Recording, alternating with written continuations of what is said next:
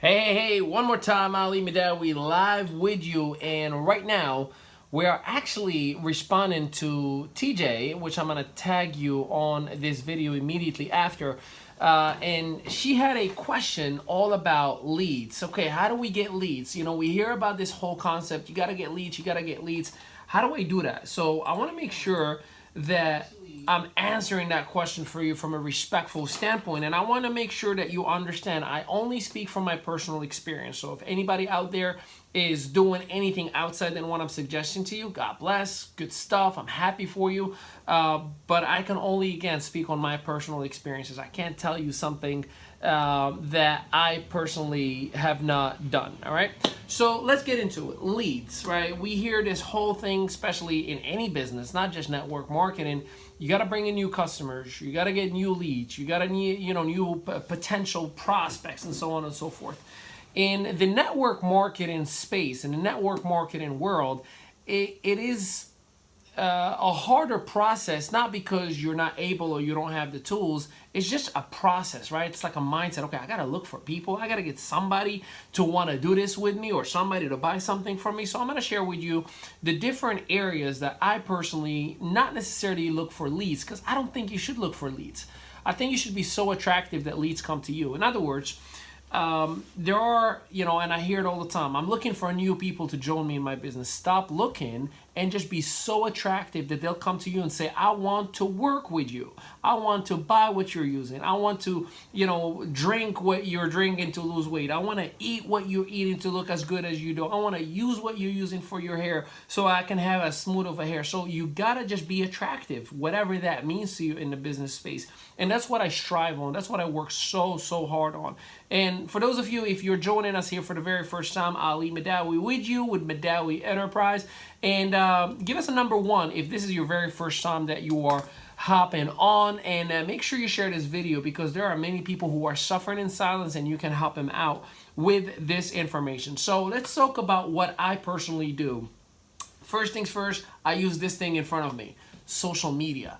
Social media has billions of people in it from all around the world, and there's no way I can, as people say, run out of people. There's just no such thing. And if anybody says I run out of people to talk to, well, you're justifying, you're lying to yourself, and in reality, you just don't understand the value of the company, the product, the service, the compensation plan, or whatever you have in your hand. So it's extremely important for you to understand, okay, I personally have something great, and I just have to learn how to make it valuable in the eyes of others, right? Give them a language, give them a concept from whatever it is to however a language that is relatable to them, because you may be saying things that sound foreign, right?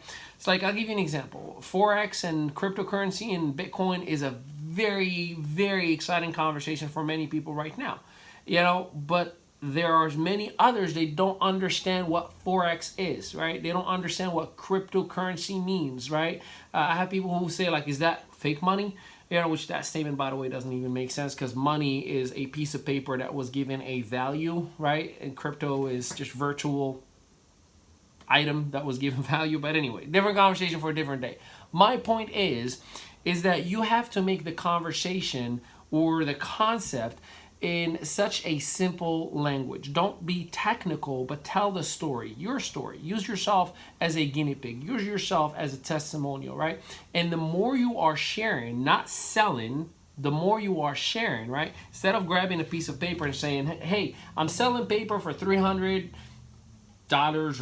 or a dollar or whatever it is, right? Just giving you an example. And it's so good and it's so strong and you can write on it in different colors, yada yada yada. Just let the world know how I made a portrait of myself and it looks so beautiful, and by doing so, what actually helped it is this paper that I used, and put it down and people say, what's the name of that paper and where you bought it from, right? See, I shared a testimony. I did not sell.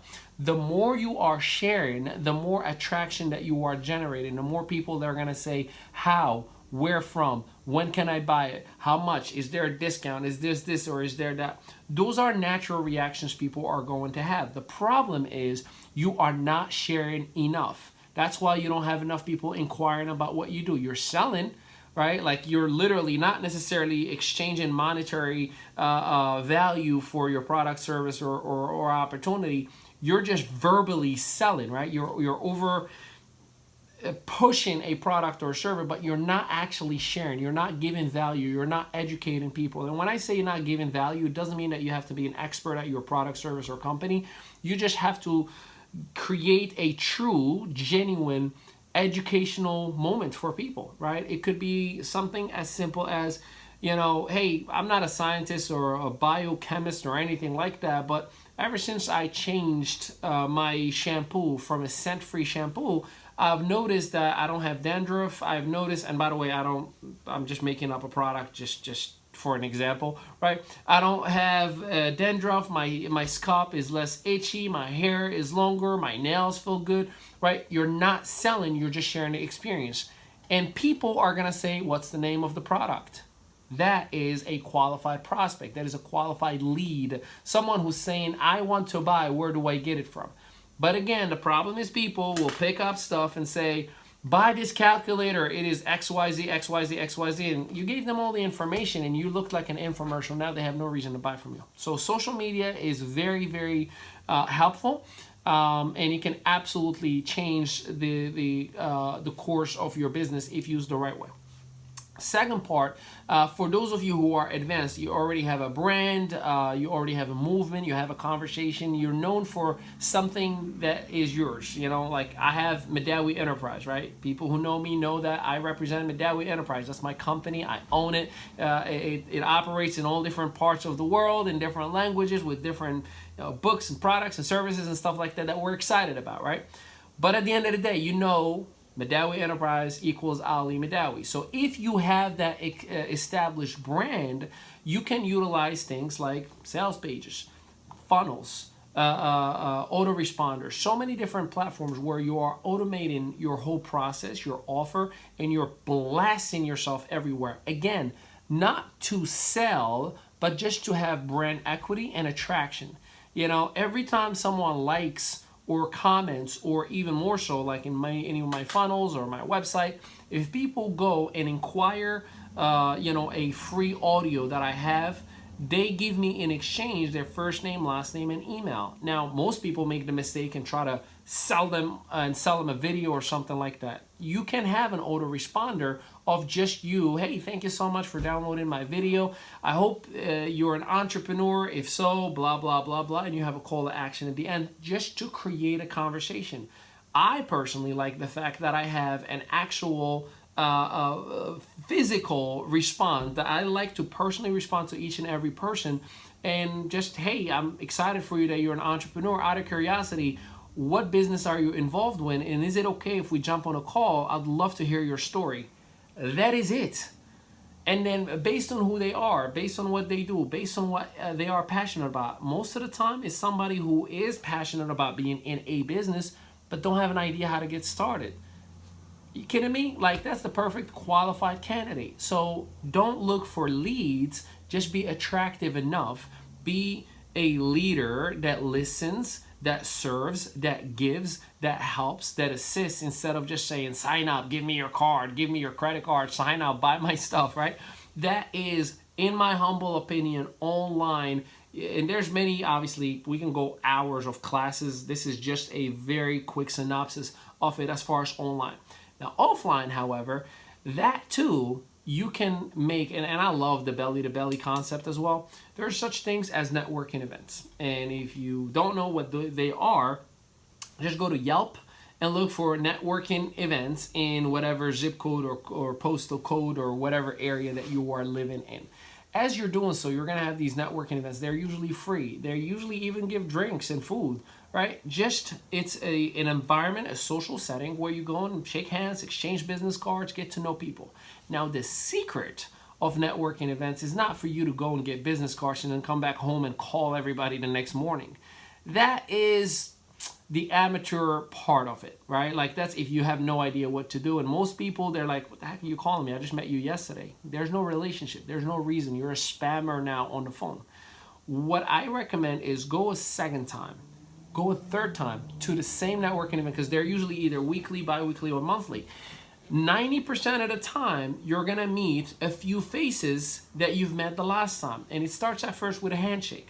Then it becomes, hey, welcome back. How you been? And then it becomes, hey, give me a hug. Nice seeing you. You're pretty much family now, right? See how the relationship is going to evolve. And that relationship will lead to, hey, why don't we grab a coffee sometime soon? I'd love to talk to you about what I'm working on, or I'd love to talk to you how we can collaborate. So networking events is a great way to actually create that social belly to belly physical environment that you can actually bring people in.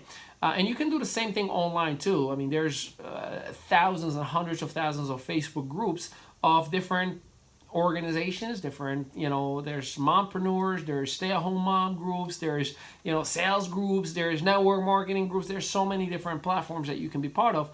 But the main thing is, again and again, instead of you selling and looking for leads, I'd rather you just become attractive and people come to you. I'd rather you just are genuine, honest, and real with people that they want to work with you so bad. And this is what we've done. Again, nothing against anybody, or I'm not saying dismiss whatever you're seeing out there.